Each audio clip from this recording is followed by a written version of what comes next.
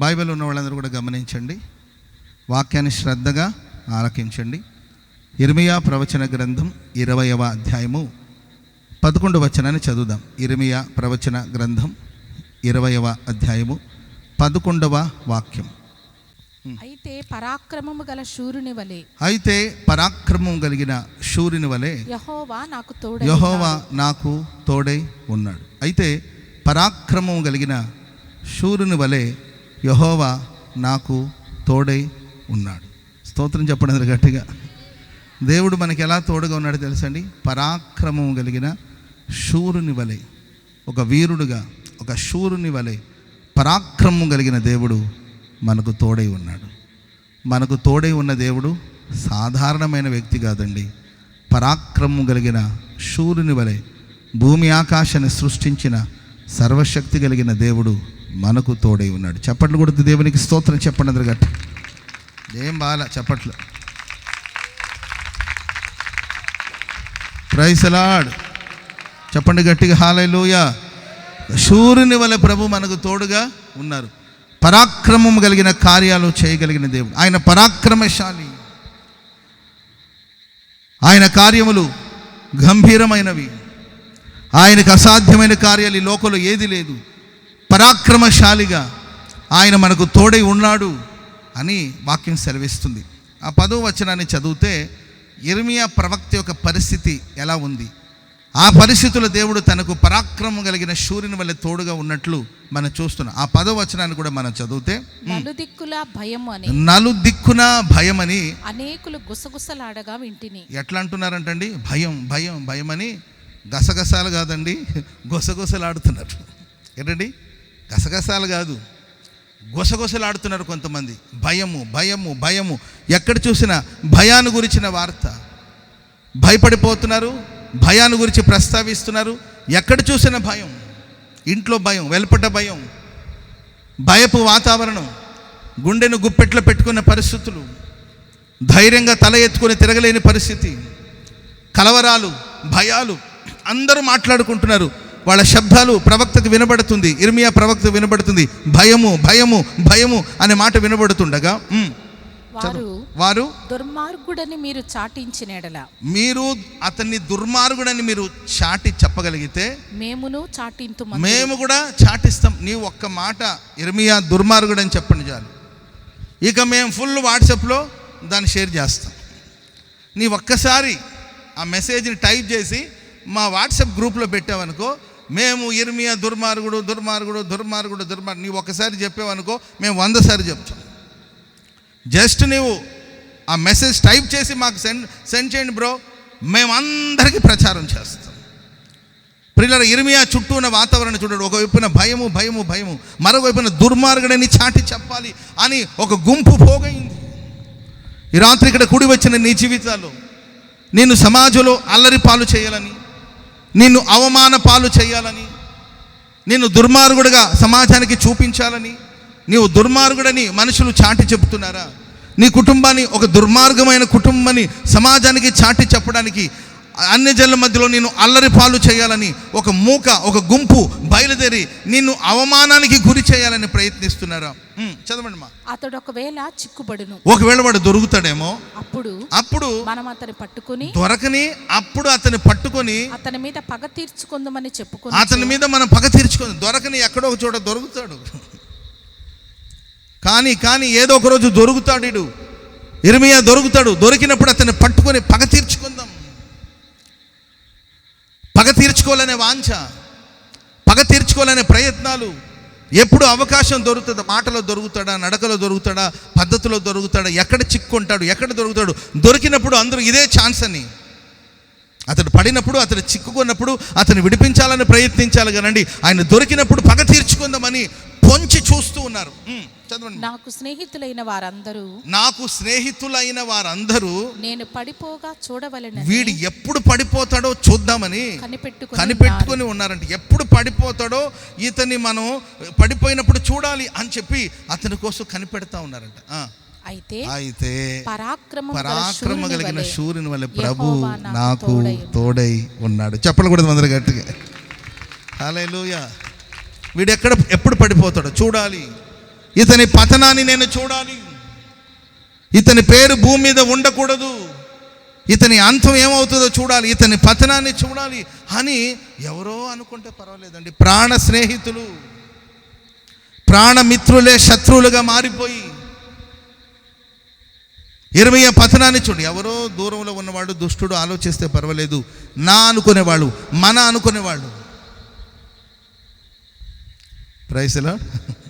నేను మొన్న ఎక్కడో విన్నాను, సుత్తి తీసుకొని బంగారాన్ని బాదితే శబ్దం రాదు.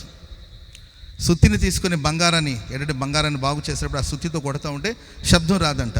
అదే సుత్తిని తీసుకొని ఇనుమును కొడితే పెద్ద పెద్దగా శబ్దం వస్తుందంట. అప్పుడు ఎవరు అడిగారంట, ఇనుముని ఎవరు అడిగారంట, బంగారాన్ని కొడితే ఆ బంగారం ఎంత మౌనంగా ఉందో చూడు, ఎంత సైలెంట్గా ఉంది, అందుకే దాన్ని బంగారం అన్నారు. నువ్వు ఇనుము గనుక నీ బుద్ధి బయటపడుతుంది చూడు, ఎందుకు అంత కేకలు ఎందుకు? ప్రపంచంలో ఎవడికి రాని కష్టాలు నీకే వచ్చిందా? ప్రపంచంలో ఎవడికి రాని నిందలు నీకే వచ్చిందా? ప్రపంచంలో ఎవడికి రాని నింద నీకే వచ్చినట్లు, కష్టాలు ఎవరికి రానట్లు బంగారం చూడు ఎంత గుట్టుగా ఉంది. అది ఎక్కడుందో, ఏం చేస్తుందో ఎవరికి తెలియట్లేదు, నిశ్శబ్దంలో ఉంటుంది. ఏంది శబ్దం ఏంటి, ఈ గోలేంటి, నలుగురు మధ్యలో నువ్వు చెప్పుకోవడం ఏంటి, అల్లరి చేయడం ఏంటి, ఈ అరుపులేంటి, ఈ కేకలు ఏంటంటే అప్పుడు ఆ బంగారం అనిందంట, ఆ ఇనుము చెప్పిందంట, అది బంగారం కాబట్టి ఆ బంగారాన్ని బాధించినా పెద్ద శబ్దం రాలేదు. నేను ఇనుము, నన్ను బంగారం వచ్చి బాధితే నేను పెద్దగా ఫీల్ అవును. ఒక ఇనుముని ఇంకొక ఇనుము బాధించినప్పుడు బాధ లేకుండా ఉంటుందా? అది ఇనుమే, నేను ఇనుమే. ఒక ఇనుము ఇంకొక ఇనుముని అర్థం చేసుకోకుండా అది బాధిస్తున్నప్పుడు బాధ రాకుండా ఇంకేమొస్తుంది చెప్పు? నా అని అనుకునేవాళ్ళు, మన అని అనుకునేవాళ్ళు, నా గుంపులో ఉన్నవాడు, నా గ్రూపులో ఉన్నవాడు, నా వరుసలో ఉన్నవాడు, నా పంక్తిలో కూర్చున్నవాడు, నాతో కలిసి ఆరాధనకు వచ్చినవాడు, నన్ను స్నేహించినవాడు, నా ప్రాణం ఆయన ప్రాణం పెనవేసుకొని ఉన్న అనుభవాలు. గతంలో మేము కలిసి ఎన్నో ప్రయాణాలు చేసాం, గతంలో మేము కలిసి ఎన్నో చోట్లకు వెళ్ళాం, ఒకరితో ఒకరు ప్రేమని అనురాగాన్ని పంచుకున్నాం. కానీ నా స్నేహితుడు ఈరోజు నా పతనాన్ని చూడాలని, నేను పడిపోతే చూడాలని వెయిట్ చేస్తున్నాడు. ఇలాంటి భయానకమైన వాతావరణంలో యిర్మీయా ప్రవక్త సాగిపోతున్నప్పుడు ప్రియులారా, ఆ ప్రవక్త అంటాడు, పరిస్థితులన్నీ ప్రతికూలంగా వ్యతిరేకంగా ఉన్న పరాక్రమం కలిగిన శూరుని వలె నా దేవుడు నాకు తోడుగా ఉన్నాడు. చెప్పలు కూడా మొదలు గట్టిగా హల్లెలూయా. నలుదిక్కున భయం నేను వెంటాడుతున్నా, దుర్మార్గుడని నిన్ను గురించి ప్రకటన చేస్తున్నా. నీవు చిక్కుకుంటే చాలు పగ తీర్చుకుందామని కొంతమంది పగ తీర్చుకోవడానికి కోసం పొంచి ఉన్నా, నీవు పడిపోతే చూడాలని మరికొంతమంది ఎదురు చూస్తున్నా. ఈ రాత్రి నీవు కలవరపడద్దు. ఈ రాత్రి ప్రభు నీతోనే మాట్లాడుతున్నాడు. పరాక్రమం కలిగిన శూరుని వలె నా దేవుడు నీకు తోడే ఉండి నడిపించునుగాక. హల్లెలూయా. నేను ఒక 2-3 మాటలు మీకు చెప్పి సకాలంలో ముగించాలి, ఎందుకంటే వాతావరణం ప్రతికూలంగా ఉంది కనుక. సో నేను సకాలంలోనే కూడికను ముగిస్తాను. ఒక 2-3 విషయాలు. పరాక్రమం కలిగిన శూరుని వలె పరలోకమందున దేవుడు ఒక నరుడికి, ఒక భక్తునికి తోడుగా ఉన్నప్పుడు అతని జీవితంలో జరిగే అనుభవాలు ఎలా ఉంటాయో కొన్ని మాటలు మీతో చెప్పాలని ఆశిస్తున్నాను. మొదటి మాట, యిర్మీయా గ్రంథంలోనే 1వ అధ్యాయము 8వ వాక్యాన్ని మనం చదువుదాం. యిర్మీయా గ్రంథం 1వ అధ్యాయం 8వ వాక్యం. వారికి భయపడకుము, వారికి నీవు భయపడవద్దు, నిన్ను విడిపించడానికి నేను నీకు తోడై ఉన్నాను. నీవు వారికి భయపడవద్దు, నిన్ను విడిపించుట కొరకు నేను నీకు తోడై ఉన్నాను. ప్రభు మనకి ఎందుకు తోడు ఉన్నాడు తెలుసండి? ప్రభు మన పక్షాన ఉండడానికి గల కారణాలు ఏం చెప్పనండి? ప్రభు మనకు తోడుగా ఉండడానికి కారణం ఏంటంటే, ఏదో భయం నిన్ను వెంటాడుతుందేమో, ఏదో కలవరం నిన్ను వేధిస్తుందేమో, ఎవరినో గురించిన భయం నిన్ను వేధిస్తుందేమో, ఏదో సమస్యను నీవు ఎదుర్కోలేని పరిస్థితుల్లో అధైర్యపడిపోయావేమో. దేవుడు అంటున్నాడు, నిన్ను విడిపించట కొరకే నేను నీకు తోడై ఉన్నాను. స్తోత్రం చెప్పనది గట్టిగా. మనం ఆరాధించే దేవుడు మనల్ని విడిపించే దేవుడు. ఏ దేవుడు అండి ఆయన? నోరు తెరిచి చెప్తే బాగుంటుంది కదా. నన్ను మాట్లాడనిచ్చి మీరు మౌనంగా ఉంటే ఎట్లా? సహాయం చేయొచ్చుగా. Praise the Lord. నేనేమన్నా 100 రూపాయలు సహాయం చేయమంటున్నా? నాకు మాట సహాయమేగా. చెప్పండి, దేనికి దేవుడు తోడుగా ఉన్నాడు? మనల్ని విడిపించడానికి తోడుగా ఉన్నాడు. మనం ఆరాధించే దేవుడు మనల్ని విడిపించే దేవుడు. మనుషులు మనల్ని బంధించాలని చూస్తారు, మనుషులు మనల్ని సంకెళ్లలో ఉంచాలని కోరుకుంటారు, కానీ దేవుడు మనల్ని విడిపించాలని కోరుకునే దేవుడు. ఫిలిష్తీయులందరూ కూడా దెలీలా అనే ఒక అమ్మాయి దగ్గరికి వెళ్ళి, డెలైలా అనే ఒక అమ్మాయి దగ్గరికి ఫిలిష్తీయులందరూ కూడా పోగైపోయి, అమ్మాయి మేమందరూ నీకు పైసలు ఇస్తాం, మేము తలాగా అంతంత పైసలు పోగు చేసుకుని వెండి నాణ్యాలు నీకు అప్పచెప్తాం, నువ్వు నాకు చేసి పెట్టవలసిన పని ఏంటంటే, ఈ శాంసన్ బలం యొక్క రహస్యం ఎక్కడుంది? విజయోత్సవాలతో ఊరేగుతున్నాడు, అతను ఎదిరించే శక్తి ఎవరికి లేదు. సరే, ఆయన ఏమైనా భుజబలం ఉండి, మనం అనుకుంటాం శాంసన్ అంటే కండలు పెరిగిపోయి తలకాయ ఆడుందో మెడకాయ ఆడుందో తెలియకుండా పొట్ట మీద 6 గీతలుండి, అరవిందండి పొట్ట మీద 6 గీతలుండి ఏంటండి భుజాలని అలా పైకి వెళ్ళిపోయి ఏంటండి నడిచేటప్పుడు నడవలేక అట్లా ఉన్నాడేమో మనం ఇమాజినేషన్ అట్లా అనుకుంటుంటాం. మనం వాస్తవంగా శాంసన్ సాధారణంగానే ఉండేవాడంట. సాధారణంగానే ఉండేవాడు, మేబీ మన షడ్రక్లాగా ఉండేవాడేమో తెలియదు. సాధారణంగానే ఉండేవాడు. దేవుని ఆత్మ, దేవుని శక్తి ఎప్పుడైతే తన మీదకి వస్తుందో అప్పుడు బలమైన వ్యక్తిగా మారేవాడు. ఇతనికి ఈ స్ట్రెంగ్త్ ఎక్కడ, ఈ ఎనర్జీ ఎక్కడ, ఈ బలం ఎక్కడ, ఈ బలం యొక్క రహస్యం ఏంటి? సరే, ఒక వ్యక్తి స్ట్రాంగ్గా ఉండి ఏంటండి గన్మ్యాన్ లాగా ఒకవేళ ఉన్నాడంటే సరే, అతడు బలవంతుడు, ఆయనకి భుజబలం ఉందనుకోవచ్చు. మిగతా టైంలో సాధారణంగా ఉంటాడు, మామూలుగా ఉంటాడు, ఉన్నట్టుండి శక్తి వచ్చేస్తుంది, ఉన్నట్టుండి బలం వచ్చేస్తుంది. ఈ సీక్రెట్ ఏమో మాకు అర్థం కావట్లేదు. మేము అతని మీద నిఘా పెట్టాము, ఎంతో అతని గురించి ఆలోచించాము, అతని గురించి ఎంతో పరీక్షించాము. ఈ బలం ఎక్కడి నుండి వస్తుందో తెలీదు. బలం వస్తే 1000 మందిని అత్తమారు చేస్తాడు. బలం వస్తే చాలు, నక్కల్ని పట్టుకొని 300 నక్కలు, 300 ఒక నక్కను పట్టుకోవడమే కష్టమే, 300 నక్కలు పట్టుకొని దీంతో దాంతో కలిపేసి పొలాలన్నింటి కూడా తగలబెట్టేస్తున్నాడు. ఈ గుమ్మాలు తీసుకుని వెళ్ళిపోతున్నాడు. ఎన్నెన్నో పరాక్రమమైన పని చేస్తున్నాడు. ఈ పరాక్రమం ఎక్కడిది? సింహాన్ని చీల్చేశాడు. ఈ పరాక్రమం ఎక్కడిది? కాబట్టి అమ్మాయి దలైలా, నీవు లాలన చేసి నీవేం చేస్తావో తెలీదు. నవ్విస్తావో లేదు, కవ్విస్తావో, ఐ లవ్ యూ చెప్తావో, లవ్ యూ టూ చెప్తావో, మిస్ యూ చెప్తావు, ఏం చెప్తావో తెలీదు. లాలన చేసి అతని బలం యొక్క రహస్యాన్ని నువ్వు తెలుసుకోగలిగితే ఆ తర్వాత మేము అతన్ని బంధిస్తాం. శత్రు యొక్క ప్రయత్నం ఏంటంటే మనల్ని బంధించాలి, మనల్ని బంధకాల్లో ఉంచాలి. ఎవరైనా కానీ ఖర్చు పెట్టి విడిపించాలని కోరుకుంటారు. ఎవరైనా పోలీస్ స్టేషన్లో పెడితే, బంధకాలు పెడితే డబ్బు ఖర్చు పెట్టి ఏంటండి మొత్తం మీద అతని ఆ బంధకాల నుండి బయటికి తీసుకోవాలని ట్రై చేస్తారు. కానీ శత్రు మనం ఎప్పుడు బంధకాల్లో ఉండాలి, మనల్ని బంధించిన కొరకు ఆడు ఎంతైనా ఖర్చు పెడతాడు. ఎందుకయ్యా 1000 రూపాయలు ఖర్చు పెడతా? అతన్ని బంధించాలి, వాడు బంధకాల్లో ఉండాలి, వాడు సంకెళ్ళ మధ్యలో ఉండాలి, అతను మేము బంధించాలి, అతనికి సంకెళ్ళు బిగించాలి, అతని కళ్ళు ఊడబెరగాలి, అతని బంధకాల్లో ఉంచాలి, అతను ఒక ఆట వస్తువుగా మార్చాలి. కాబట్టి దానికోసం ఎంతైనా ఖర్చు పెడతాం. మా దలీలా, నీవు లాలన చేసి అతని బలాన్ని నువ్వు తెలుసుకోగలిగితే అప్పుడు నీకు కావలసిన డబ్బులు మేము ఇస్తాం. అతను మేము బంధించాలి. శత్రువు ఎప్పుడు మనల్ని బంధకాలు ఉంచాలని కోరుకుంటాడు. మనం ఆరాధిస్తున్న దేవుడు అంటాడు, నువ్వు భయపడవద్దు, విడిపించడం కొరకే, బంధకాల నుండి వెలుపలకు రప్పించడం కొరకు నేను నీకు తోడై ఉన్నాను. చప్పట్లు కొడుతూ ప్రభుకు స్తోత్రం చెప్పండి. గట్టిగా హల్లెలూయా. ఈ ప్రశస్త రాత్రి సాతానుడు నేను బంధకాలు ఉంచాడేమో, సాతానుడు ఏదో ఒక చెరలోనికి తీసుకెళ్ళాడేమో, సాతానుడు నీ కాళ్ళు చేతులకి సంకెళ్ళు బిగించి బంధించి ఉంచాడేమో. కానీ నా దేవుడు తోడుగా ఉన్నాడు. నేను బంధకాల నుండి వెలుపలికి రప్పించే దేవుడు, సంకెళ్ళు తెంచే దేవుడు. చీకట్లో నుండి ఆశ్చర్యకరమైన వెలుగులోనికి ప్రభు నడిపించాలని కోరుకుంటున్నాడు. చెప్పకూడదు ప్రభుకు బిగ్గరగా దేవునికి స్తోత్రం చెప్పండి. గట్టిగా హల్లెలూయా చెప్పండి. గట్టిగా హల్లెలూయా. లూకాసు వార్త 13వ అధ్యాయము 16వ వచనం. లూకాసు వార్త 13వ అధ్యాయము 16వ వచనం చదవండి. లూకాసు వార్త 13వ అధ్యాయం 16. ఇదిగో 18 ఏండ్ల నుండి 18 సంవత్సరాల నుండి సాతానుడు బంధించిన అబ్రహాము కుమార్తెైన ఈమెనైనను విశ్రాంతి దినమందు ఈ కట్ల నుండి విడిపించ తగదా? చాలు. అబ్రహాము కుమార్తె ఎవరీమే? చెప్పాలి. ఎవరండి ఈమె? చెప్పాలి. ఎవరీమే?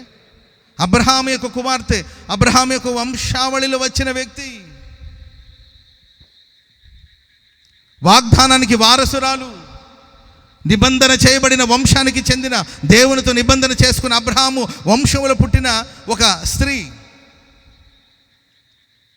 అబ్రహాము కుమార్తెగా పిలువబడుతున్న ఈ స్త్రీ 18 సంవత్సరాల నుండి బంధకాల మధ్యలో బ్రతుకుతుంది. 18 సంవత్సరాల నుండి బంధకాల మధ్యలో బ్రతుకుతుందండి. ఒకసారి మీరు ఆలోచించాలి. ఇప్పుడు కాళ్ళు చేతులు విరిగి, వింటున్నారా? కాళ్ళు చేతులు విరిగి, కాళ్ళు చేతులు విరిగింది అనుకోండి, వెంటనే పుత్తూరుకు పంపించి అక్కడ పుత్తూరు కట్టేపిస్తారు చేతికి. ఏంటండి, పిండి కట్ట, ఏ కట్టమ్మా? పిండి కట్ట ఏదో కట్టి ఉంటారనమాట. ఆ పిండి కట్టి కట్టుకుని చేతులు ఇలాగే ఉంటే 15 రోజులు కావచ్చు, 20 రోజులు కావచ్చు, నెల రోజులు కావచ్చు, చేతులు ఇలా కట్టబడి ఉంటుందండి. ఇంకా కాళ్ళు కూడా ఫ్రాక్చర్ అయిందనుకోండి, కాళ్ళు కూడా కట్టుంటారు, చేతికి కట్టుంటారు. ఒక నెల రోజులు ఆ స్థితిలో ఉండాలంటే ఎంత కష్టం చెప్పండి. వాళ్ళ పనులు వాళ్ళు చేసుకోలేరు, లేచి నడవలేరు, వాళ్ళ పనులు వాళ్ళు చేసుకోలేరు, భోజనం చేయలేరు. ఖచ్చితంగా ఎవరో ఒకరి మీద డిపెండ్ అవ్వాల్సింది. నిలబడాలన్నా, నడవాలన్నా, పడుకోవాలన్నా, లేచి ముందుకు వెళ్ళాలన్నా, ఏ పని చేసుకోవాలన్నా ఆ దేహం సహకరించింది. ఎందుకంటే కట్ల చేత కట్టబడిపోయి ఉంటారు. నేను అంటాను, ఒక నెల రోజులు కొంతమంది అంటే, పాస్టర్ గారండి నరకంలాగా ఉందండి నాకు అంటుంటారు.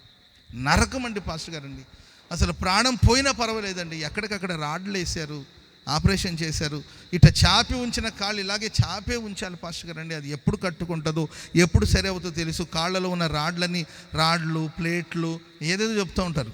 నాకు ఇళ్లలో ప్లేట్ తెలుసు, వాళ్ళు ఏ ప్లేట్లు వేసారు, అవి వేసారు అంటూ ఉంటారు. మరి ఈ ప్లేట్లు, గ్లాసులను ఎప్పుడు తీస్తారో తెలియదండి. నరకంలాగా ఉంది పాస్టర్ గారండి, విరక్తి వచ్చేస్తుందండి. ప్రార్థన చేసి ప్రభు చేతికి, ఏది కాళ్ళకు ఒక చిన్న దెబ్బ తగిలి దానికి ఒక లోపల ఏంటి ప్లేట్స్ ఏదో వేసి, రాడేదో వేసి మొత్తం మీద సర్జరీ చేశారండి. ఒక నెల రోజులు నీ బెడ్ రెస్ట్లో ఉండాలని డాక్టర్ చెప్పారంట. నరకంలాగా ఉంది పాస్టర్ గారండి, నన్ను ప్రభు చేతికి అప్పచెప్పండి అంటుంది. అంత విరక్తి చెందింది ఆ తల్లి. ఎప్పుడు తిరుగుతున్న వ్యక్తి అలా మంచానికి కరుచుకొని ఉండిపోవలసిన పరిస్థితి వచ్చింది. ఎప్పుడు అటు ఇటు సంచరిస్తున్న వ్యక్తి ఇప్పుడు ఎటు తిరగలేని పరిస్థితి. అదొక భయానకమైన పరిస్థితి. నేనంటాను, ఒక నెల రోజుకే నీకు ఇంత కష్టంగా ఉంటే ఇంచుమించు 18 సంవత్సరాల నుండి ఆ స్థితిలో ఉంది. రోజు 2 రోజులు కాదు, నెలలు కాదండి, సంవత్సరాలు కాదు, 18 సంవత్సరాల నుండి ఒక అపవాది చేత పీడించబడితే ఒక బలహీనపరచు ఆత్మ ఆమెను బంధించి పెట్టింది. ఆమె పరిస్థితి ఎంత దయనీయంగా ఉంటుందో ఒకసారి ఆలోచించాలి. ఇంకా బైబిల్లో మనం చూస్తాం, ఆమె ఎంత మాత్రము చక్కగా నిలబడలేని స్థితిలో ఉంది. ఎంత మాత్రం చక్కగా నిలబడలేని పరిస్థితులు ఆమె ఉందండి. కళ్ళుంది, ప్రాణం ఉంది, జీవం ఉంది, కానీ నేలను తప్ప ఆకాశం చూసే అవకాశమే దొరకలేదు ఆమెకి. రోజు 2 రోజులు కదండి, 18 సంవత్సరాలు భూ సంబంధమైన వాటిని చూస్తుంది, భూమి వైపు చూస్తుంది, ఆకాశ వైపు కన్నులెత్తి చూడాలని ఆశ ఉన్న ఓ బలహీనపరచు ఆత్మ ఆమెను తల పైకి ఎత్తనివ్వట్లేదు. చక్కగా నిలబడాలని ఆశ ఉంది కానీ నిలబడలేకపోతుంది. నాతో చాలామంది అంటారు, ఈ ప్రతిష్టలో ఉండాలనుకుంటారు, ఉండలేకపోతున్నాను. పవిత్రతలో ఉండలేకపోతున్నాను పాస్టర్ గారండి. ఈ వ్యసనాల నుండి బయటికి రావాలనుకుంటారు, రాలేకపోతున్నాను. ఆ సమయం వచ్చేసరికి చేతులు వణుకుతుంది, కాళ్ళు వణుకుతుంది, మోకాళ్ళు అదిరిపోతుంది, గుండెలో వేగం పెరుగుతుంది. నా వల్ల కావట్లేదు పాస్టర్ గారు, ఈ వ్యసనాల వల్ల నా కుటుంబానికి దూరం అయిపోయాను, నా పిల్లలు నన్ను అసహించుకుంటున్నారు, నా భార్య నన్ను చూసి కన్నీళ్లు పెట్టుకుంటుంది, నా కన్నవాడు నన్ను తిడుతున్నారు, నన్ను గద్దిస్తూ ఉన్నారు, అయినా నేను మార్చుకోలేకపోతున్నాను. ఓ బలహీనపరచు ఆత్మ నన్ను ఎప్పటికప్పుడు బలహీనపరుస్తుంటే నేను చక్కగా నిలబడలేకపోతున్నాను. నా తోటి వాళ్ళతో స్నేహం చేయలేకపోతున్నాను, నా తోటి వాళ్ళతో కలిసి నేను తిరగలేకపోతున్నాను. నడు వంగిపోయిన స్థితి, ఎంత మాత్రం చక్కగా నిలబడలేని పరిస్థితి. Praise the Lord. యేసుక్రీస్తు ప్రభులు వారు ఆనాడు ఆ సమాజ మందిరానికి వచ్చారండి. అదొక విశ్రాంతి దినం.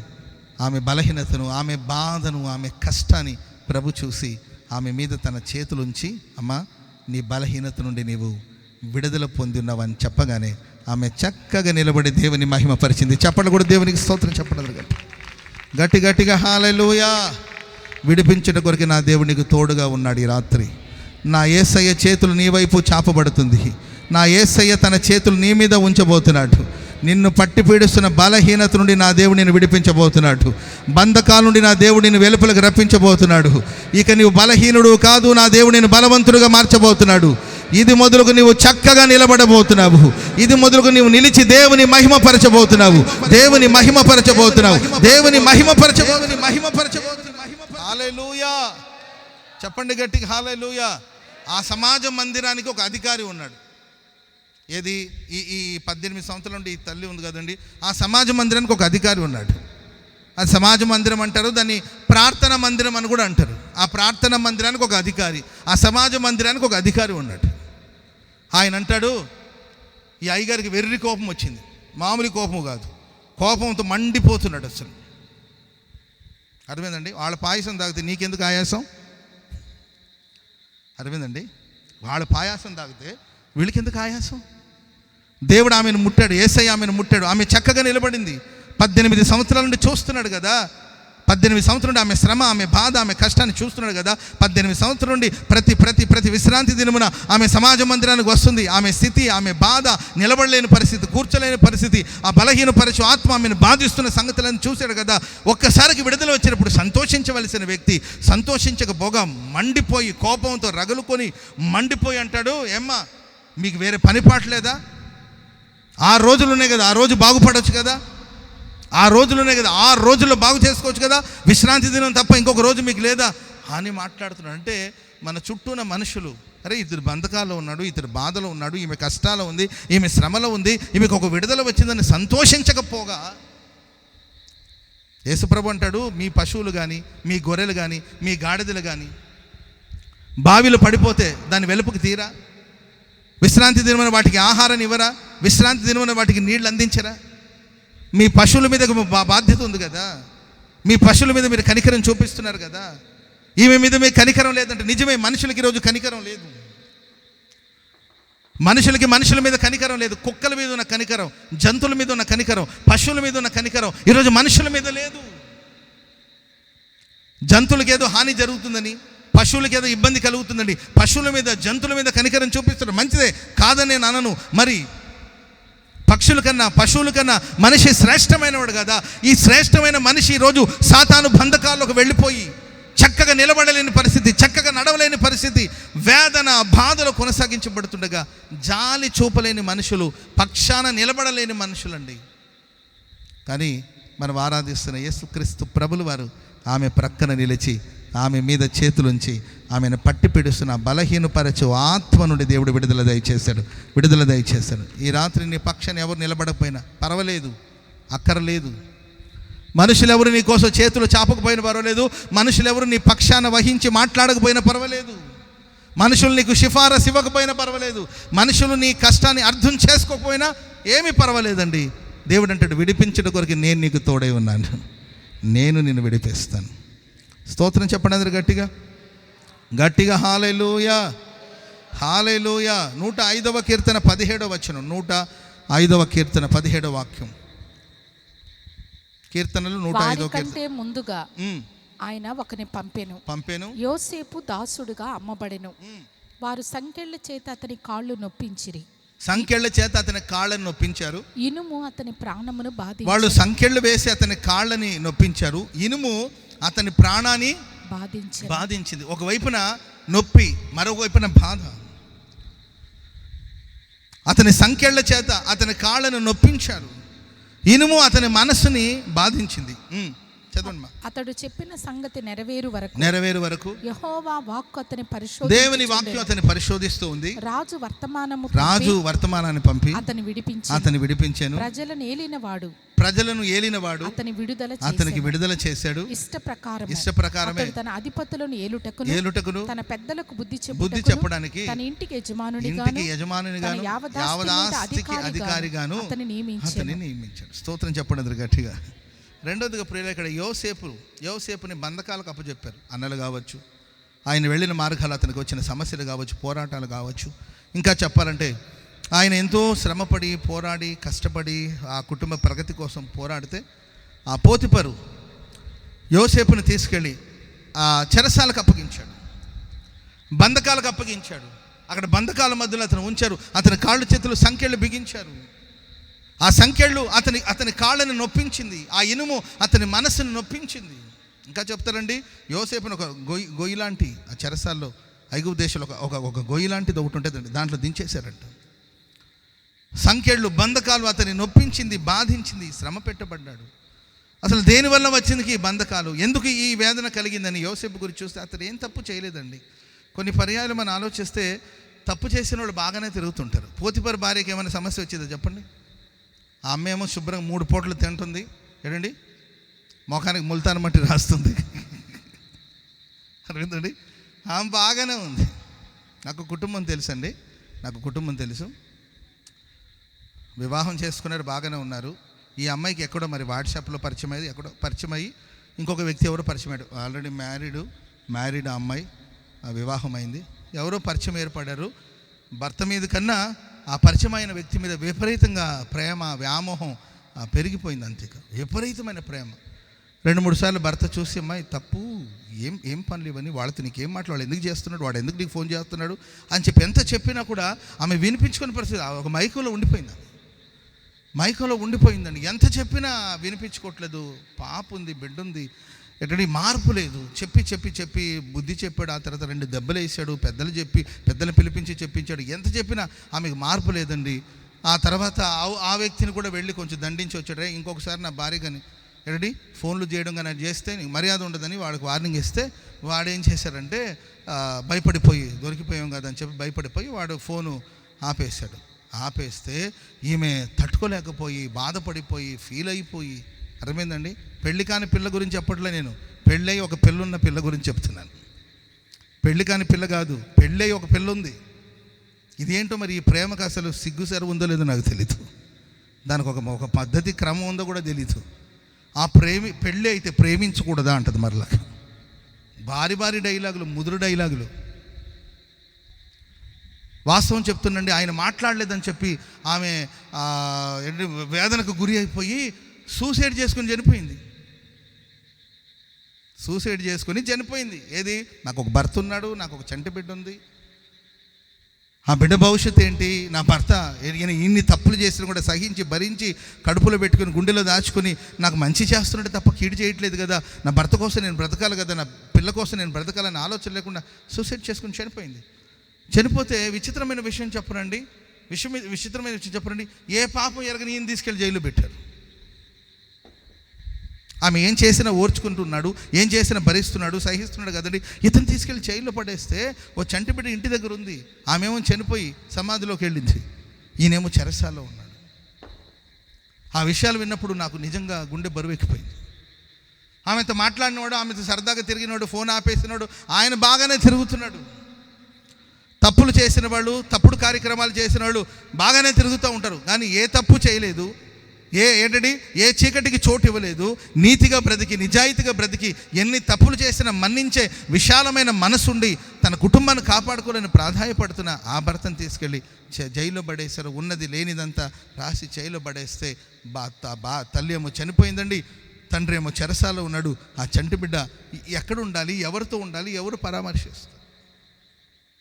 ఆలోచించాలి. తప్పు చేసిన వ్యక్తి ఏమో ధైర్యంగా బాగానే తిరుగుతుంది. వేధించిన వ్యక్తి, బాధించిన వ్యక్తి, అతని వంచాలని ప్రయత్నించిన వ్యక్తి ఆమె బాగానే ఉంది. ఇతని న్యాయాన్ని ఇతని విచారించే వాళ్ళు ఎవరు లేరు. పోతిఫరు చెప్పాడు, కనీసం పోతిఫరు భార్య చెప్పిన మాటే కాకుండా అవునా కాదని విచారించాలి. అసలు విచారణ చేసేది లేదు కూడా తెలియదు. సరే తీసుకెళ్ళి అక్కడ కోర్టులో పెట్టారు, కనీసం వాళ్ళనే విచారించాలి కదా, వాళ్ళు విచారించలేదు. ఎందుకంటే అడిగే దిక్కెవరున్నారు వీడికి? ఎవరున్నారు వీడికి? దిక్కెవరున్నాడు? మనం ఏం చేస్తే అదే న్యాయం, మనం ఏం చెప్తే అదే నీతి, మనం ఏదిస్తే అదే తీర్పుని తీసుకెళ్ళి విచారణ కూడా జరుపుకుండా తీసుకెళ్ళి చెరసాలు పడేశారు. సరే, అతనితో పనిచేసేవాళ్ళు చాలామంది కొలీగ్స్ ఉన్నారు కదండి ఆ ఇంట్లో. పోతిఫర్ ఇంట్లో యోసేపు ఒక్కడే కదా, చాలామంది స్నేహితులు, చాలామంది అతనితో కోవర్కర్సు, అతనితో పాటు చాలామంది ఉన్నారు. కనీసం వాళ్ళందరికీ వివరాలని తెలుసు కదా. పోతిఫర్ భార్య యోసేపుకి మెసేజ్లు పంపడం, అతన్ని వేధించడం, అతన్ని కవ్వించడం, అతని మోహపు చూపుతో చూడడం, అతని బలహీనపరచాలని ప్రయత్నించడం, అతని అక్రమమైన పనికి ప్రేరేపించడం, ఇవన్నీ కూడా అందరికీ తెలుసు. కానీ ఎవరు మాట్లాడలేకపోతున్నారు, ఎవరు వచ్చి అతని పక్షాన సాక్ష్యం ఇవ్వలేకపోయారు. తప్పు ఆమెదని అందరికీ తెలుసు, కానీ ఎవరు వచ్చి మాట్లాడలేకపోతున్నారు. తప్పు చేసిన మనిషి దర్జాగా తిరుగుతుంది, కానీ ఏ తప్పు చేయని మనిషి చెరసాలో ఉన్నాడండి.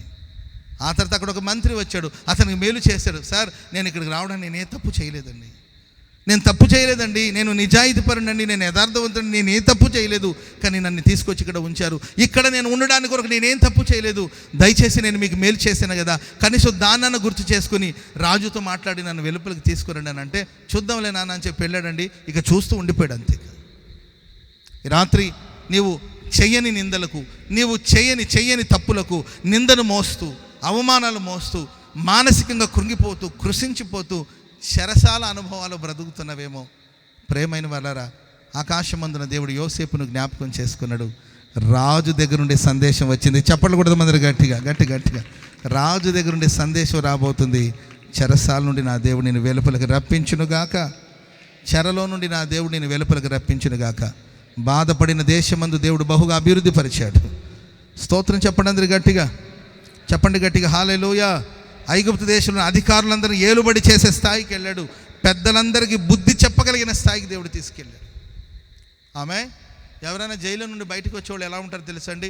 బక్క చిక్కిపోయి, ఏం బ్రదర్ ఇలా ఉన్నారంటే, అన్న అనవసరంగా నన్ను తీసుకెళ్ళి చెరసాలో ఉంచారన్న, 3 నెలలు నేను రాజమండ్రి జైల్లో ఉన్నానన్న, అక్కడ నాకు ఫుడ్ సెట్ అవ్వలేదన్న, అక్కడ వాతావరణం సెట్ అవ్వలేదన్న, అందుకొరకు గడ్డాలు పెంచుకొని, మీసాలు పెంచుకొని, జులుపాలు పెంచుకొని నేను ఇలా మారిపోయానన్న, చిక్కిపోయినని అంటుంటారు. కానీ యోసేపు విడుదల పొందినప్పుడు ఏంటండి, గంభీరంగా వెలుపలికి వచ్చాడు. చెప్పలు కూడా మొదలు గట్టిగా, తిన్నగా సింహాసనం దగ్గరికి వెళ్ళాడండి. సింహాసనం దగ్గరికి వెళ్ళాడు. రాజు అడిగిన ప్రశ్నలకు సమాధానం చెప్పాడు. రాజు కళల యొక్క భావాన్ని చెప్పాడు, దానికి పరిష్కారం చెప్పాడండి. రాజు తర్వాత స్థానంలో కూర్చున్నాడు. చప్పట్లు కొడితే దేవునికి స్తోత్రం చెప్పండి అందరు గట్టిగా. హల్లెలూయా. విడిపించట కొరకే నా దేవుడు నీకు తోడై ఉన్నాడండి. యోసేపుకు తోడై ఉన్న దేవుడు నీకు తోడై ఉండునుగాక. నీ నిందలు అవమానాలన్నిటి దేవుడు కొట్టివేయునుగాక. 2 రెట్టింపు ఘనత నా దేవునికి అనుగ్రహించునుగాక.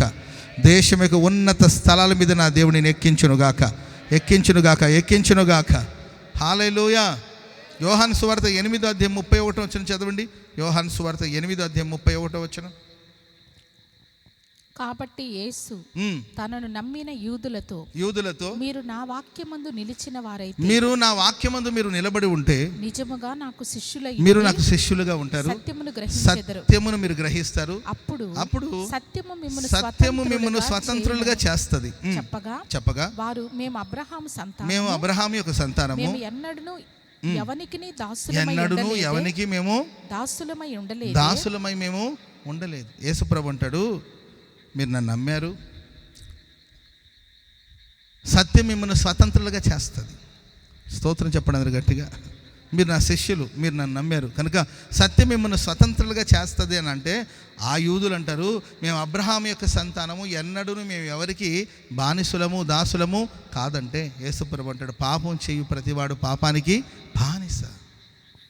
వీళ్ళు ఎలాంటి స్థితిలో ఉన్నారంటే, వాళ్ళు బానిసులు అనే సంగతి వాళ్ళకి తెలియట్లే. మేము బంధకాలు ఉన్నామనే సంగతి కూడా వాళ్ళకి తెలియట్లా.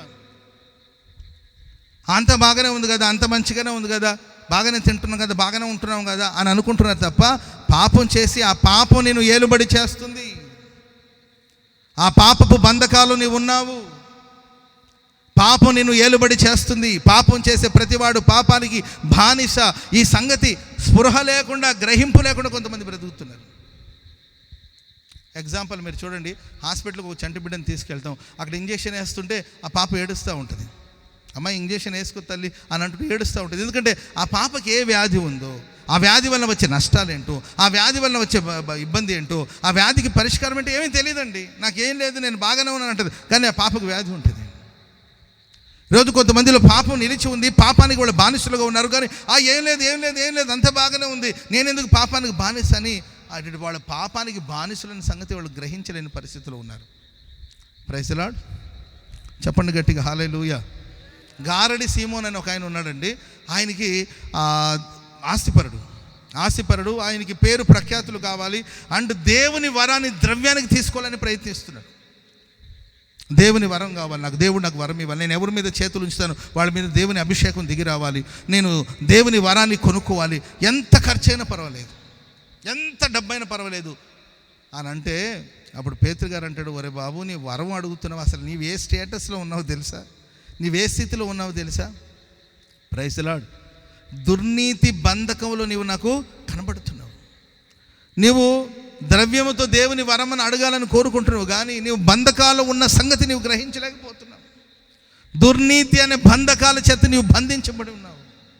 ప్రేమైన వాళ్ళారా, ఈ ప్రశస్త రాత్రి మన పైకి అంతా బాగున్నాం, అంత బాగుంది, బాగా తింటున్నామండి, నెల కొంత జీతం వస్తుందండి, నా భార్య చూడముచ్చటగా ఉంటుందండి, నా పిల్లలు చూడముచ్చటైన వాళ్ళండి, మాది మంచి కుటుంబం అండి, మాది హ్యాపీ ఫ్యామిలీ అండి, ఆ ఫ్యామిలీ అండి, ఈ ఫ్యామిలీ అని చెప్పుకుంటున్నారేమో. ఒక్కసారి గమనించి ఉండండి. ఏదైనా పాపం మిమ్మల్ని ఏలుబడి చేస్తుందేమో, ఏదైనా అపవిత్రత మిమ్మల్ని ఏలుబడి చేస్తుందేమో. పాపం చేయి ప్రతివాడు పాపానికి బానిస. ఆ పాపం నుండి విడుదల పొందలేని పరిస్థితుల్లో విడుదల పొందాలనే జ్ఞానం కూడా లేకుండా ఒకళ్ళు బ్రతుకుతున్నావేమో. నేను ఆరాధిస్తున్న దేవుడు ఈ రాత్రి నీకు తోడుగా ఉండి ఆ పాపపు బంధకాల నుండి నిన్ను విడిపించబోతున్నాడు. చప్పట్లు కొడుతూ దేవునికి స్తోత్రం చెప్పండి గట్టిగా, చెప్పండి గట్టిగా. హల్లెలూయా, ప్రైజ్ ది లార్డ్. ఇంకొక చిన్న మాట, ద్వితీయోపదేశకాండం 2వ అధ్యాయము 7వ వాక్యం. ద్వితీయోపదేశకాండం 1 విడిపించడం కొరకు ప్రభు తోడుగా ఉన్నాడు. 2వ మాట ద్వితీయోపదేశకాండం 2వ అధ్యాయం 7వ వచనం చదవండి. నీ చేతుల పనులన్నిటిలోనూ నీ దేవుడైన యెహోవా నిన్ను ఆశీర్వదించెను. ఈ గొప్ప అరణ్యములో ఈ గొప్ప అరణ్యంలో ఈ 40 సంవత్సరములో నీవు సంచరించిన సంగతి ఆయనకి తెలుసు. నీ దేవుడైన యెహోవా నీకు తోడే ఉన్నాడు, నీకేదియూ తక్కువ కాదు. స్తోత్రం చెప్పండి అందరు గట్టిగా, చెప్పండి గట్టిగా. హల్లెలూయా. నీవు చేసే నీ ప్రయత్నాలన్నిటిలో, నీ చేతుల కష్టార్జితం అంతట్లో దేవుడు నిన్ను ఆశీర్వదిస్తాడు. ఈ 40 సంవత్సరాలు ఈ అరణ్యములు నీవు సంచరించిన సంగతి ప్రభువుకు తెలుసు కనుక, ఆయనకు తెలుసు కనుక ఆయన నీకేమియో, ఆయన తోడుగా ఉన్నాడు కనుక నీకేది తక్కువ కాదు. పక్కన వాళ్ళని చూసి చెప్పండి, ప్రభు నీకు తోడుగా ఉన్నాడు, యేసయ్య నీకు తోడుగా ఉన్నాడు, నీకేది తక్కువ కాదు. Praise the Lord. ఏమైనా తక్కువైందా? ఏమైనా తక్కువైందమ్మా? యేసు ప్రభు అడిగాడు, మీకు ఏమైనా తక్కువైందా? మీరు వెళ్ళేటప్పుడు మేము వట్టి చేతులతో పంపించేసాను, నేను మిమ్మల్ని పంపించేటప్పుడు వట్టి చేతులతో పంపించాను, మీరు తిరిగి వచ్చారు, మీకు మార్గంలో ఏమైనా తక్కువ అయిందంటే వాళ్ళు అంటారు, ప్రభువా నువ్వు మాకు తోడుగా ఉండడం వల్ల మాకేం తక్కువ అవుతుంది, మాకేదియో తక్కువ కాలేదు. చప్పట్లు కొడుతూ ప్రభుకు స్తోత్రం చెప్పండి అందరు గట్టి. మన అరణ్యపు అనుభవాలు ప్రభుకు తెలుసు, మన శ్రమలు ప్రభుకు తెలుసు, ఎప్పుడు ఎక్కడ ఎవరికి ఏది అవసరమో ప్రభుకు తెలుసు, యేసయ్యకు తెలుసు, నీ తండ్రికి తెలుసు. అడగక మునిపే నీ అక్కర్లని ప్రభుకు తెలుసు. నేను అరణ్యంలో ఉన్నాను, ఊర్లో ఉన్న నీకేం తెలుస్తుంది బాబు, మేము అరణ్యంలో ఉన్నాం, మా కష్టాలు నీకేం తెలుస్తుంది అని అంటారు. అక్కడ నేను పడుతున్న కష్టాలు మీకేం తెలుసు, నా బాధలు మీకేం తెలుసు. పెళ్లి చేశారు, నన్ను పంపించేశారు, అక్కడ నేను పడుతున్న కష్టాలు మీకు తెలుసా, నా బాధలు నీకు తెలుసా, నా పోరాటాలు తెలుసా, నన్ను వంట చేయమంటున్నారు, నా కష్టాలు మీకు తెలుసా, నన్ను తినమని ఎవడు అడగట్లేదు, నా కష్టాలు మీకు తెలుసా అని కొంతమంది అంటుంటారు. నేను రెక్కలు ముక్కలేటట్లు కష్టపడుతున్నాను, వెళ్ళి నా కష్టాలు మీకు ఏమైనా తెలుసా? ఖాళీగా కూర్చొని సోఫాలో కూర్చొని ముందున్న టీపాయ్ మీద కాళ్ళు జాపుకొని రిమోట్ చేతులు పెట్టుకొని నీవు సీరియల్ చూస్తూ కూర్చోను, నీకేమైనా తెలుస్తుందని నా కష్టాలను భర్త అంటాడు. నీవు ఒకరోజు ఇంట్లో ఉండి చూడు, తెలుస్తుంది నీకేందని నీవు చెప్తావు. ఉదయాన్ని వెళ్ళిన కాడ నుండి ఊడ్చి కడిగి తోమి, వాళ్ళకి బ్రేక్ఫాస్ట్ ఇచ్చి, వీళ్ళకి టిఫిన్ ఇచ్చి, వాళ్ళకి ఫుడ్ పంపించి, బట్టలన్నీ వాషింగ్ మిషన్లో వేసి, ఇల్లు తుడిచి, ఇటు గుమ్మం తుడిచి, ముగ్గేసి, ఎన్ని బాధలు పడుతున్నా నీకు తెలిసి ఒకరోజు ఉండి చూడమని ఆమంటుంది. ఈమె కష్టాలు ఆయనకు తెలియట్లా, ఆయన కష్టాలేమో ఈమెకి తెలియట్లా, పిల్లల కష్టాలు తల్లిదండ్రులు తెలియట్లేదు, తల్లిదండ్రుల కష్టాలు పిల్లలకు తెలియట్లేదు.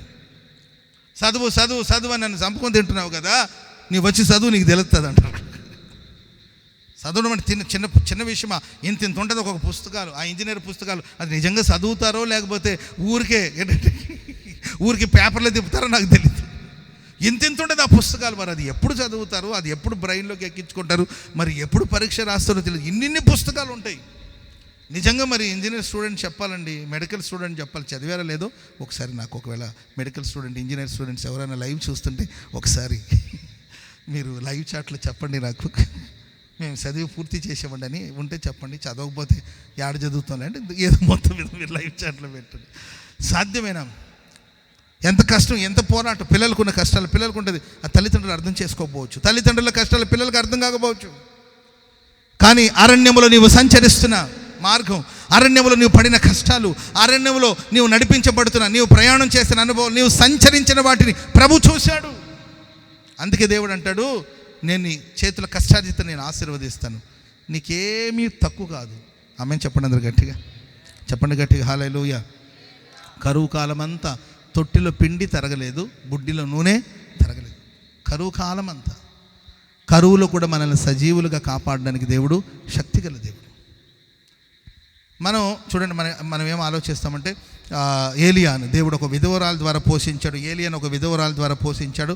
మనం ఇలాగనే ఆలోచిస్తాం. అక్కడ కాకోళాల ద్వారా పోషించాడు, ఇక్కడ విధవరాల ద్వారా దేవుడు పోషించాడు, మనం ఇలా ఆలోచిస్తాం. కొంచెం మనం ఇలా భిన్నంగా ఆలోచిస్తే ఆ విధవరాల కోసమే దేవుడు ఏలియాను అక్కడ రప్పించాడు. చెప్పకూడదు అందరూ గట్టిగా. ఎందుకంటే ఏలియా తిండి లేదు అని చనిపోవాలనుకునే రకం కాదు. తిండి లేదు, ఫుడ్ లేదు, ఏం తిని బతకాలి, ఇక తినడం ఈ పూట తిని చచ్చిపోదామని అనే క్యారెక్టర్ కాదు అయింది. తిండి లేదని ప్రాణాలు కోల్పోయే క్యారెక్టర్ కాదు అయింది. ఇక్కడ కాకి ఆహారం తెచ్చింది, అక్కడ ఉన్న లేకపోతే ఆ వాగులో ఉన్న నీళ్లు ఎండిపోతూ ఉంది, ఫుడ్ కూడా రావట్లేదు. సో ఏదో దేవుడు ఇంకొక మార్గం తెరుస్తాడని వెళ్ళిపోతాడు. కానీ ఒక విధవరాలు ఉందండి ఆ ఊర్లో, ఒక విధవరాలు, ఆమెకు ఆధారం లేదు. ఆమె ఇంట్లో కొంచెమే పిండి ఉంది, కొంచెమే నూనె ఉంది, కొంచెమే పిండి ఉంది, కొంచెమే నూనె ఉంది. పుల్లలు ఏరుకొచ్చుకొని పొయ్యి ముట్టించుకొని ఒక అప్పమో ఒక 2 అప్పమో చేసుకొని తను ఒకటి తన కొడుకు ఒక అప్పం ఇచ్చి, ఆ తర్వాత నెక్స్ట్ ఇక తినడానికి ఇక ఆధారం లేదు, ఇక మరణించాలి, మరణమే శరణం అనుకొని భావించి ఆమె పుల్లలు ఏరుకోవడానికి వచ్చిందండి. ఆ ఊర్లో చాలామంది విధవరాలు ఉన్నారు, కానీ దేవుడు ఆ విధవరాల మీద కనికరం చూపించాడు, కటాక్షి. ఆమె కష్టం ప్రభువుకు తెలుసు, ఆమె శ్రమ ప్రభువుకు తెలుసు, ఆమె మరణాపేక్ష కలిగి బ్రతుకుతుందనే సంగతి తెలుసు. ఇక మరణం తప్ప వేరొక మార్గం తెలీదు, ఇంకొక మార్గం లేదని మరణమే శరణం అనుకుని బ్రతుకుతుందండి. మరణపు నీడలో ఆమె బ్రతుకుతుంది. అందుకోసమే దేవుడు అక్కడ కాకిని ఆపి అక్కడ నీళ్ళని ఎండిపోయేటట్లు చేసి ఏలియాని ఇక్కడికి రప్పించాడు. స్తోత్రం చెప్పండి అందరూ గట్టిగా, చెప్పండి గట్టిగా హల్లెలూయా. ఏలియాకు మొదటి అప్పం నాకు తెచ్చిమంటే తీసుకెళ్ళి ఆ మొదటి రొట్టెను ఏలియాకి ఇవ్వడం జరిగిందండి. కరువు కాలం అంతా ఆ తొట్టిలో పిండి తరగలేదు, బుడ్డిలో నూనె తరగలేదండి. తక్కువ కాకుండా దేవుడు ఆ కుటుంబాన్ని పోషించాడు. స్తోత్రం చెప్పండి అందరూ గట్టిగా. ఈ ప్రశస్త రాత్రి కొరతలు, కొదవలు, సమస్యలు, పోరాటాలు, ఇలాంటి అనుభవం మీరు బ్రతుకుతున్నారా? ప్రభుకు అంతా తెలుసండి. మన జీవితాలు దేవుని ఎదుట తెరచిన పుస్తకం. మన జీవితాలు, మన స్థితిగతులు, మన పరిస్థితులు కొంతమంది పైకి బాగా కనబడవచ్చు, కానీ ఇంట్లో ఉన్న కొరతలు, కొదవలు కనబడకుండా కవర్ చేసుకునే వాళ్ళు కొందరైతే, ముఖంలో ఉన్న కష్టాలు, బాధ, కళ్ళలో ఉన్న వేదన కనబడకుండా కంటికి కాటికి రాసి ముఖానికి మేకప్ వేసి ఏంటండి పౌడర్ అద్దేసి అంత బాగున్నామండి మేము అంత అని చెప్పుకుంటుంటారు కొంతమంది. అంటే ఇంట్లో ఉన్న సమస్య బయటకు తెలియకూడదు, సమాజానికి తెలియకూడదు, సమాజం ఏమనుకుంటారో అని భయపడిపోయి ఏంటి ముఖానికి కొంతమంది రంగేసుకుంటారు, కొంతమంది వేరుగా రంగేసుకుంటారు, అది వేరే విషయం. కొంతమంది వాళ్ళ ముఖంలో ఉన్న కష్టాలు, శ్రమలు తెలియకుండా ఏంటంటే ముఖానికి రంగేసి మంచిగా అలంకరించుకొని మంచి బట్టలు వేసుకొని కొంతమంది ఏంటంటే ఈ కష్టాలు బయట వాళ్ళకి తెలియకూడదు ఏంటంటే తినకపోయినా తిన్నట్లు, ఆ ఇంట్లో ఏముండదు, తినకపోయినా తేపుతూ ఉంటారు కొంతమంది. ఏంటమ్మా బాగా తేపుతున్నావు అని చెప్తే ఈరోజు బాగా హెవీగా తినేసానండి అంటుంటారు. అక్కడ తినడానికి తిండి ఉండదు పాపం. ఆయన పాపం అంత మల్లెపువ్వు తీసుకొని జుట్లో పెట్టుకుని తిరుగుతూ ఉంటుంది. తినడానికి తిండి ఉండదు పాపం. తలకు ఒక మల్లెపువ్వు ఒకటి పెట్టుకొని పాపం బాగా తిన్నామండి అసలు ఎక్కువ అయిపోయిందండి అని కొంతమంది అక్కడ తక్కువగా ఉన్నా ఎక్కువగా ఉన్నట్లు కవర్ చేసుకున్నాడు ఎక్కువ మంది అండి. లోపల పిరికి వాళ్ళు కొంతమంది అర్థండి, ఆయన ధైర్యంగా రమ్ము విరుచుకొని ఇట్లా నడుస్తూ ఉంటారు. లోపల భయమే, పిరికితనమే. ఆయన గాంభీర్యంగా కనబడుతూ ఉంటారు, భయమే. స్తోత్రం చెప్పండి గట్టిగా. అర్థమైందండి. 4 బాడీగార్డులు పెట్టుకుని తిరుగుతుంటారు కొంతమంది. అర్థమైందండి. ఆయన ఆ ఊర్లో మన శారదా కాలనీలో ఆయన పెద్ద రౌడీ అనుకోండి. ఆ రౌడీకి నేను అంటాను 4 బాడీగార్డులు ఎందుకండి? ఆయన రౌడీ కదా, ఓకే రౌడీ కాదు, హీరో అనుకుందాం. హీరోకి తోడు ఎందుకు చెప్పండి? ఒక నలుగురు హీరోలు 4 రౌడీలు వేసుకొని తిరుగుతూ ఉంటారు. ఎందుకంటే ఆయనకి వాస్తవంగా భయం. ఆ భయాన్ని బయటకు ప్రదర్శించకుండా, ఆ భయం బయట కనబడకుండా కవర్ చేసుకుని నేను ధైర్యవంతుడైతే ఒంటరిగా తిరగొచ్చుగా. ధైర్యవంతుడు అంటే ఒంటరిగా కొంతమంది లోపల కొరతలు ఉంటాయి, లోపల కొదవలు ఉంటుంది. ఆయన గాంభీర్యాన్ని ప్రదర్శిస్తూ ఉంటారు. గంభీరంగా బయట కనబడాలి, మన కష్టాలు ఎవరికి తెలియకూడదని కవర్ చేస్తూ ఉంటారు. స్తోత్రం చెప్పండి గట్టిగా. అప్పుల బాధలు, రుణ బాధలు, ఊరంతా అప్పులు, ఊరంతా రుణ బాధలు. అయినా ఏంటండి ఆ అప్పులు కనిపించకుండా ఏంటండి అప్పులోళ్ళు ఇంటికి వస్తూ ఉంటారు. వచ్చిన మా బంధువులు వచ్చారు అని చెప్పుకుంటుంటారు. అర్థమైందండి. బంధువులు అంటారు, నిజమే బంధువులే వాళ్ళు, రాబంధులాగా వచ్చి వేధించుకొని తింటుంటారు. అయినా ఆ కష్టాలు బయట కనబడకుండా కవర్ చేయాలండి ఎన్నో ప్రయత్నాలు చేస్తుంటారు. కొంతమంది ఊరంతా అప్పు, ఒళ్ళంతా అప్పు, ఎల్లంతా అప్పు. కొంతమంది ప్రియులరా, ఈరోజు కొరతలు, కొదవులతో నీవు కుమిలిపోతూ బయట ప్రపంచం నా గురించి ఏమనుకుంటారేమో, నన్ను చిన్నచూపు చూస్తారేమో అని భయపడుతున్నావేమో. మనుషులకి మీ అంతరంగంలో జరుగుతున్న పోరాటాలు, మనుషులకి మీ ఇంట్లో జరుగుతున్న పోరాటాలు. ఇంకొంతమంది భార్య భర్తలు ఫుల్ సౌండ్ పెట్టేసి, టీవీ సౌండ్ ఫుల్ పెట్టేసి లోపల కొట్లాడుకుంటుంటారు. భయంకరమైన గొడవలు, కానీ ఫుల్ సౌండ్. అమ్మా కొంచెం సౌండ్ తగ్గించరా అంటుంటే తగ్గిస్తే ఈ సౌండ్ బయటకు వస్తుంది, తగ్గిస్తే ఈ సౌండ్ బయటకు వస్తుంది. కాబట్టి సౌండ్ తగ్గించారు, ఫుల్ సౌండ్ పెంచి నీ బతుకు నాకు తెలియదా, నీ బతుకు అతుకులు బతుకులని మొత్తం మీద ఒకటే గొడవలు, పోరాటాలు. ప్రియమైన వాళ్ళారా, కొరతలు కొదవల మధ్యలో ఉన్నావేమో. నా దేవుడికి సమస్తం తెలుసండి. ఆయన ఈ రాత్రి నిన్ను వెతుక్కుంటూ వచ్చాడు. నీ పక్షాన ప్రభు నిలబడబోతున్నాడు. నీ కుటుంబాల ప్రభు నిలబడబోతున్నాడు. కొరతలన్నిటిని దేవుడు తీర్చబోతున్నాడు. మరణం నుండి నేను జీవానికి దాటించబోతున్నాడు. నీవు పోషించబడమే కాకుండా నీవు అనేకుల్ని పోషించే స్థాయికి ప్రభు నిన్ను తీసుకెళ్ళబోతున్నాడు. చప్పట్లు కొడుతూ ప్రభుకు స్తోత్రం చెప్పండి గట్టిగా, గట్టిగా హల్లెలూయా. దైవజనులు యేసన్న గారు, ఒకప్పుడు దైవజనులు యేసన్న గారు, ఆ రోజులో ఉన్న దైవ సేవకులు, వారికే పోషణ లేని రోజులు, వాళ్ళకే పోషణ లేని రోజులు. కానీ దేవుడు ఈరోజు దైవ సేవకుల యొక్క ప్రయాసం, యేసన్న గారి యొక్క ప్రయాస, వారి కష్టాన్ని ప్రభు చూసి దేవుడు ఈ సంస్థను ఎంత ఆశీర్వదించాడంటే అనేకులకి ఆహారాన్ని పంచగలిగిన స్థితిలో దేవుడు ఈరోజు మన సంస్థను దేవుడు హెచ్చించాడు. చెప్పకూడదు మంది గట్టిగా హల్లెలూయా.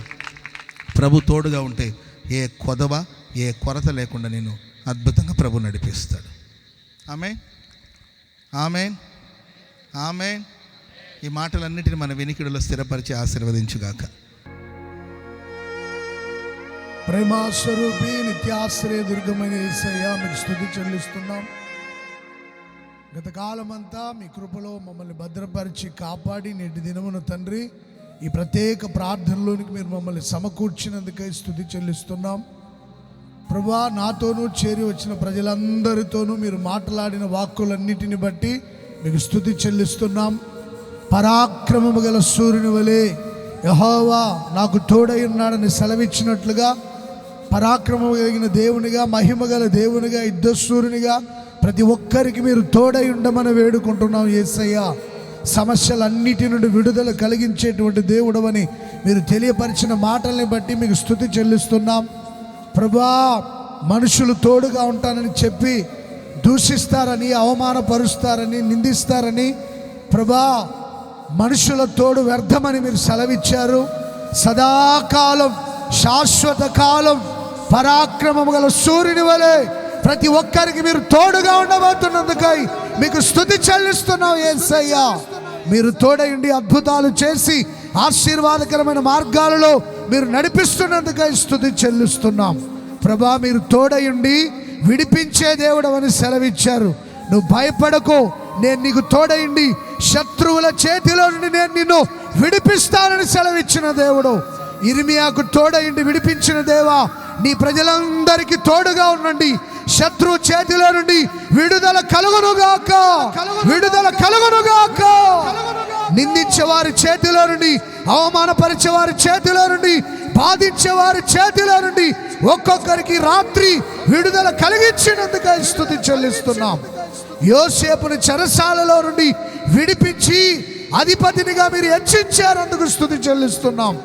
ప్రభా, అయిన వారు అనుకున్న వారు నిందించిన, అవమానపరిచిన, బంధించిన మీరు విడిపించే దేవుడవు తండ్రి. యోసేపును విడిపించి గొప్ప చేసినట్లుగా ఈ ప్రత్యేక ప్రార్థనలో పాల్పొందిన ప్రతి ఒక్కరిని విడిపించమని వేడుకుంటున్నాం. యోసేపు వలె గొప్ప చేయమని వేడుకుంటున్నాం. ప్రతి ఒక్కరిని మీరు బలపరిచి ఆశీర్వదించి వర్ధిల్ల చేయండి. యేసయ్య, 18 సంవత్సరాల నుంచి రోగము చేత, వ్యాధి చేత పీడించబడుతున్న వ్యక్తిని మీరు విడుదల కలిగించి స్వస్థపరిచినందుకు స్తుతి చెల్లిస్తున్నాం. ఎవరెవరు ఏ రోగాలతో, ఏ వ్యాధులతో, ఏ బలహీనతలతో ప్రభా ఈ స్థలంలోనికి చేరి వచ్చి ఉన్నారో ఇప్పుడే మీ హస్తము చాపండి నాయన, మీ గాయపడిన హస్తములు చాపండి. యేసయ్య, యేసు అధికారము గల నామములో విడుదల కలుగునుగాక, విడుదల కలుగునుగాక, స్వస్థత పొందుదురుగాక. ప్రజలను మీరు ముట్టండి యేసయ్య, స్వస్థపరచండి యేసయ్య. మీ వాక్కును పంపి ఈ క్షణమందే ముట్టినందుకే స్తోత్రం. దురాత్మల నుండి విడుదల కలగచేయండి నాయన.